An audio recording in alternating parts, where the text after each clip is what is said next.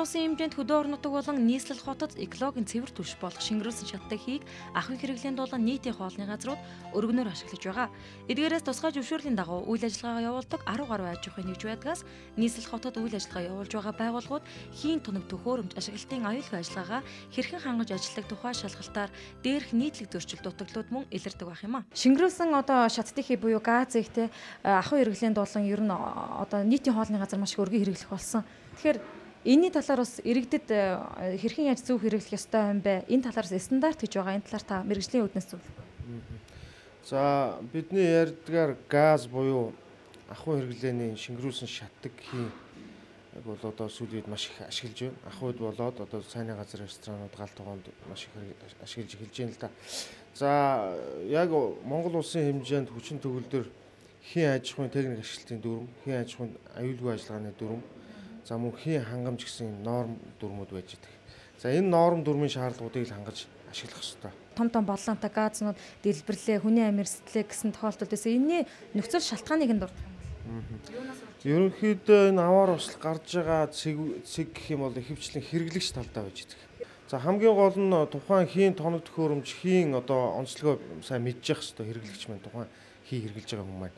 За үүнээс гадна яг тухайн хийгээр хангаж байгаа хангагч байгууллагынхаа өгсөн зааварлагыг л ерөөсө чанд сахиж мөрдөж дагаж явах ёстой. За жишээ нь бид энэ дээр харагдж байна л да.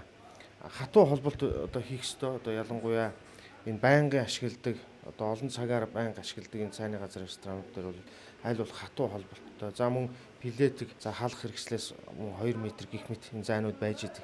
Тэгэхээр эдгээр шаардлагуудыг хангах ёстой.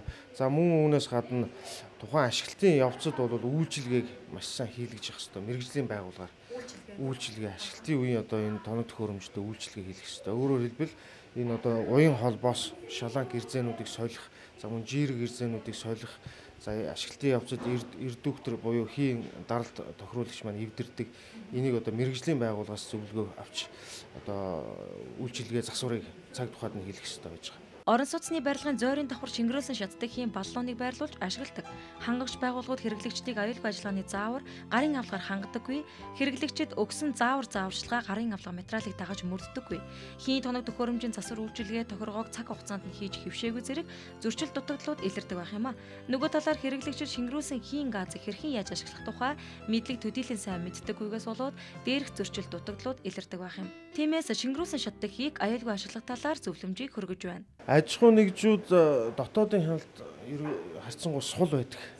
Тий, өөрөөр хэлбэл энэ ялангуяа газын тоног төхөөрөмжийг бол яг тухайн хөдөлмөр хамгаалалт хариуцсан ажилтнаа хариуцуулж тэр хүн маань өөрөө энэ ашиглалт аюулгүй ажиллагаагаа хариуцаад яг тэр ажиллаулж байгаа хүмүүстээ зааварчилгаа өгөөд ашиглалтын хэвийн нөхцөлийг хангуулах хэрэгтэй байж байгаа. За үүнээс гадна засгийн газрын 311 тоо тогтоолоор батлагдсан байгууллагын дотоодын хяналт хэрэгжих энэ хяналтыг хэрэгжүүлэх нэгж байхгүй тухайн хяналтын ажилтан байхгүй гэх мэт ийм зөрчлүүд байдаг тийм. За сүүлийн үед орон сууцны 2-оос дээш давхар барилгуудад бол энэ хийн боллон байрлуулахыг хориглоно гэсэн заалт нэлээд зөрчигдөж байгаа айл өрхүүд бол хэрэгжилж байгаа. Тэгэхээр энэ дээр бол тайлбарлахад орон сууцны зориулттай бөгөөд 2-оос дээш давхар барилга байх юм бол тэр байр байшинд баллон байрлуулахыг л хориглож байгаа ийм заалт байж байгаа. Иргэд орчин суугчид өөрснөө хяналт тавьж бас тэр байр руу хийн боллон оруулахгүй байх талаар бас хяналт тавьж амтран ажиллах хэрэгтэй болж байгаа. Түүнийг арилгах арга зам гэх юм бол тухайн байшингийнхаа гадаа баллооны байр бариад тэр баллооныхоо нэгдсэн байрнаас хийн тоног төхөөрөмж рүүгээ хангах боломжтой. Хийтэй баллон болон хийн тоног төхөөрөмжийг дулаан үсгэгч буюу халаах хэрэгслээс 1 м, ил галаас 5 м-с доошгүй зайд байрлуулах ёстой бөгөөд хийн газыг ажилуулж байх үедээ тогтмол агаартай байх хэрэгтэй. Иргэд болон аж ахуйн нэгжүүд хамгийн түрүүнд мэдэж байх ёстой зүйл нь баллон солих үед ил гал гаргалгүйгээр цахилгаан тоног төхөөрөмжийг салгасан байх ёстой ажээ.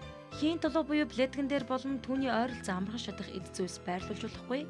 Хийн төхөөрөмжийг ажилуулж дууссаны дараа баллооны хаалтыг заавал хаах, хийн плетикний болон баллооны хаалтыг зориултын бус зүйл гэгддэг байх чимэглүүр хөшүүр гэх мэт багжаар эргүүлж болохгүй. Хийн баллооныг нарны гэрлийн шууд туссан газар байрлуулах хориотой бөгөөд хангагч байгууллагаас олгосон хэрэглэгчийн дэвтэр зааварчилгааг заавал мөрдөх ёстой юм а.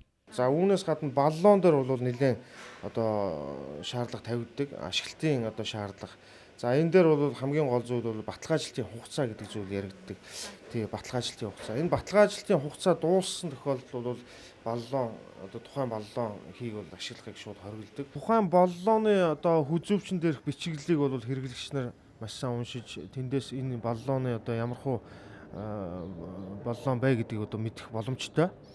За өөрөөр хэлэх юм бол энэ баллоны хувьд гэх юм бол LPG буюу шингэрүүлсэн нефтийн хий хадгалах зориултын баллон байна. За энд бол үйлдвэрлэгчийн тэмдэг тухайн баллоныг үйлдвэрсэн газрын.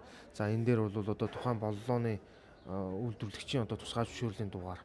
Ямар ч төрлийн баллон дээр бол үйлдвэрсэн хугацааг зааж өгсөн байдаг. За мөн баталгаажилтын хугацаа дуусах буюу одоо техникийн магадлал хийх хугацааг зааж өгсөн байдаг.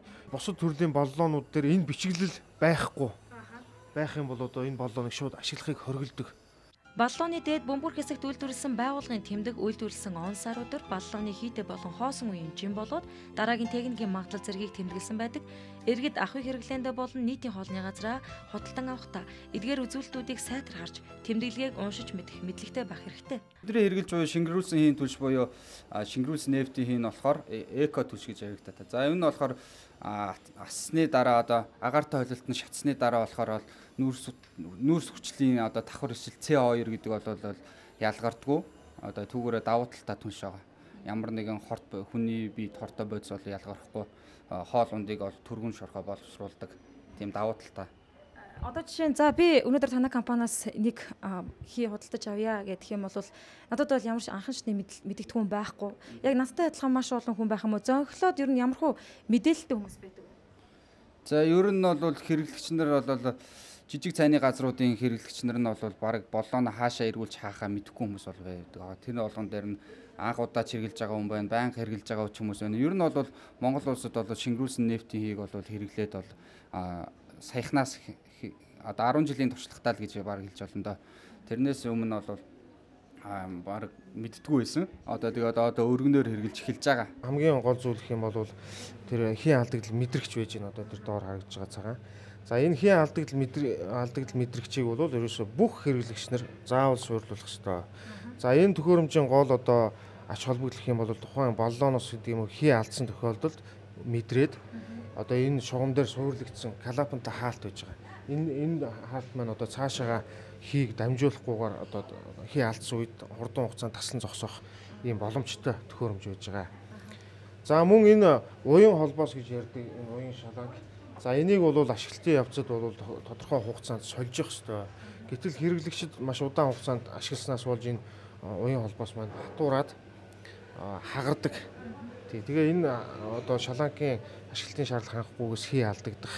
За энийгээ мэдхгүй одоо байснаас болж тухайн хий агаарын холимог одоо цахилгааны болоод одоо галын хүүсрээс шалтгаалж тесрэх ийм нөхцөл бүрддэг байж байгаа. Хий алдсан тохиолдолд иргэд маань анхаарах ёстой зүйл нь гал гарахгүй байх жишээ нь эсвэл цонхоо онгойлох байдаг юм уу, хурдан гараад явах ёстой байдаг юм уу энэ тал дээр. За хамгийн түрүүнд хий алдагдж байгааг мэдсэн тохиолдолд бол тухайн хэрэглэгч бол гэрэл шийдэнгээ асаатай байвал асаах унтраахгүй.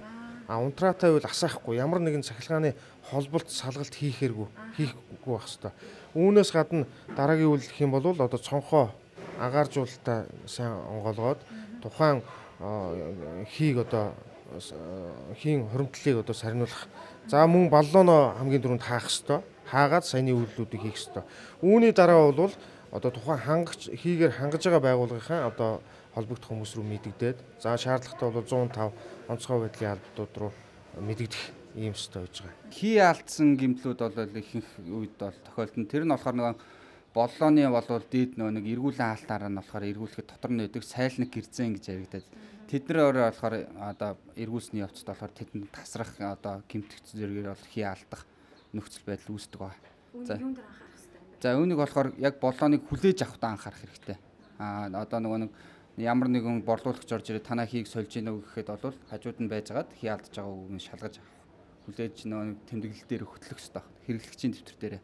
Одоо хий нийлүүлэгч байгууллага бүртээ бол нэг Горгазын хэрэглэгчийн дэвтэр гэдэг зүйлийг бол нээж өгдөг байгаа. За үүн дээр болохоор одоо тухайн хэрэглэгч нь нэр хаяг, тоног төхөөрөмжийнх нь одоо ямар боллонтой, ямар тоног төхөөрөмжтэй, ямар хэдэн метр одоо холбох хэрэгсэл турбатай гэдэг нэг бүр энэ дээр байдаг аа. Тэгээд дараагийн хуудснууд дээр нь болохоор хийн дулгыг ашиглах зааварчилгаа, хийн боллоныг ашиглах зааварчилгаа гэдэг бүгд одоо энэ дээр байгаа. За хийн түлштэй харьцахад хориглох зүйлсүүд гэдэг энэ дээр бас байна. Тэгээд суйрлуулсан хүний инженерийн гарын үсэг. За тэгээд энэ боллоо олсон тэмдэглэлүүд хэдэн номертой боллоныг он сар өдрөөр нь хин гэдэг борлуулагч гэдэг хүн өгсөн байна гэдэг нь одоо он сар өдрөөр энэ хэрэглэгчийн төвтөр ингээд тэмдэглэгдээд явдаг байгаа. Зарим хэрэглэгч нар болохоор өөрсдөө болохоор дур мэдэн одоо тоног төхөөрөмжөө засах ч юм уу, байршлын солих юм уу, тиймэрхүү арга хэмжээнүүд авсан байдаг. Тэр бол маш буруу байгаа. Мэргэжлийн хүмүүст хандаж одоо энэ үйл ажиллагаагаа явуулах хэрэгтэй. Хэрэглэгч нарт болохоор бид нар болохоор хөдөлмөр хамгааллын аюулгүй ажиллагааны сургалтыг болохоор үн төлбөргүй болгодог. Одоо томоохон хоолны газар, сүлжээ ресторануудын тоолч нарыг болохоор өөрийн байран дээрээ болохоор хүлээж авч аюулгүй ажиллагааны зааварчилгаа одоо сургалтанд хамруулсан гэдэг одоо тийм бичиг өгдөг байгаа. Одоо шингэрүүлсэн хийн түлшинтэй хэрхэн харьцах талаар нэг сургалт явж байгаа. Одоо болцшгүй гал аваар ослоос хэрхэн хамгаалах талаар, галын талаар бас сургалтууд давхар явагдаж байгаа. Дараах шингэрүүлсэн хийг ашиглахыг хориглоно. Баталгаажилтын хугацаа дууссан хаах хэрэгсэл бүрэн бос, баллооны их бие 1.3% нь будаг нь халцарсан, хүзөвчин дэх бичиглэл буюу пайзгүй, металл хийцэд өөрчлөлт орсон, хүзөвч болон суурь гэмтэлтэй зэрэг байвал тэрхүү шингэрүүлсэн хийг ашиглах бүрэн хориотой төдийгүй маш аюултай тооцогддог байх юм а. Улсын хэмжээнд шингэрүүлсэн хийн тоног төхөөрөмжөөр хангаж байгаа компани тус бүр мөн өөрийн дотоод дүрм журмаа сайтар сахин хамгаалах ёстой. Үүний нэгэн жишээ бол хангавч байгууллагаас хэрэглэгчийн дэвтрийг нээж өгөх бөгөөд баллон солих бүртгэл хөнгөлөлтийг тогтмол хийх ёстой. Тиймээс иргэд аж ахуйн нэгжүүд хангавч байгууллагынхаа зааварчилгааг сайтар мөрдөж, өөрийн үүргээ сайтар ухамсарлах нь аливаа эрсдлээс өөрийн гэр бүл болоод бусдын амь насыг хамгаалж байгаа хэрэг юм.